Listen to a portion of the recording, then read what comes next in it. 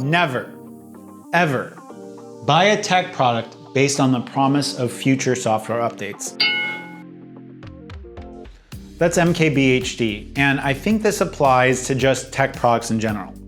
Don't buy a tech product because of the promise of future software. And that's why when fanboys come to me talking to me about buying Xiaomi devices because they're gonna have a great ROM community, I really advise against that. In fact, I think I'm gonna label this video Why Custom ROMs Suck, or just Custom ROMs Suck. Because the idea that we're gonna buy a device based on the hardware alone is just kind of silly. Seriously, what the fuck are you doing? I mean, companies like Apple have built their entire brand on software, on features, on giving users a great software experience. And the idea that I would recommend my viewers, someone like you, to go out and buy a Xiaomi product if you hate MIUI is just absolutely insane. Surprise, motherfucker. Because you're going to invest your hard-earned money to go buy a phone that's got software that you hate because some unpaid developers are going to do a better job at extracting performance out of a phone or out of a device that you're going to use every day than a bunch of software engineers that get paid to make the software for the device is kind of absurd. What the fuck? That said, Xiaomi has released 38 devices in 2021. I don't know how they're gonna go into updating all their devices, and we all know that Xiaomi devices are pretty buggy.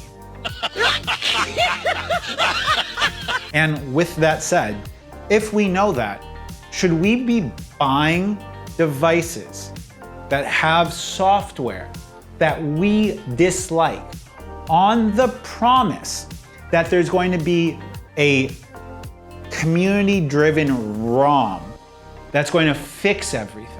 That idea in and of itself is just absolutely absurd. Stop it. Get some help.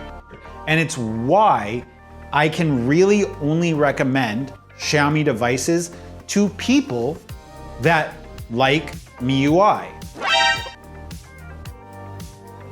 Congratulations, you played yourself. Because the idea of unlocking your bootloader, which removes any and all security features that companies have baked into their device, things like Find My Phone, Lock My Phone, Encrypt Data, Wipe Data, all of those things kind of go out the window with an unlocked bootloader. And if we are so worried about our purchase decisions as users, and we watch YouTube videos, and we read reviews, and we look at specs, why would we just make our phones easier to lose and steal and not recover? It just blows my mind that people think that doing all of this comparison and research just to remove the few barriers of security that we have to recovering our devices is just kind of crazy. Got it! And buying a device because I want other people to do work and not get paid to make a ROM for the device to work. Do it! It just doesn't make sense. Now, it's not to say that I personally think that you shouldn't use a custom ROM, but don't buy a device because of the ROM community. Because you're buying the device. You're the customer. You should be getting the product that you want. And if ultimately you could get a device with maybe a slightly worse spec here or a slightly worse spec there for software that you don't need to tweak and spend hours researching on forums and downloading stuff and flashing stuff, I think it's worth it. What is the cost of a software user experience that you enjoy? For me, I don't hate MIUI. I think MIUI is totally fine. I like some of the features.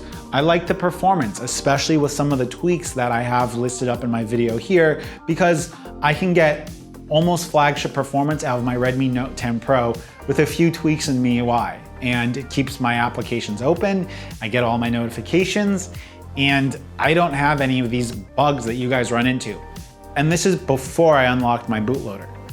I think in the future, the rest of the devices I'm gonna get, I'm not gonna be doing a bunch of custom ROM videos. Or if I do, I'll put them on a Patreon or I'll put them up on my website, because ultimately the number of people that care about custom ROMs is not that big.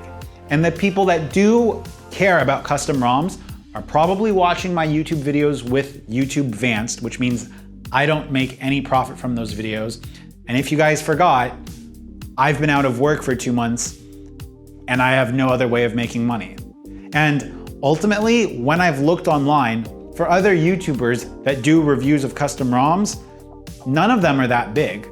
And none of them and the big ones that are out there aren't only doing videos about custom ROMs, because they understand that it's just not a sustainable thing. And ultimately, like MKBHD said, never, ever buy a tech product based on the promise of future software updates.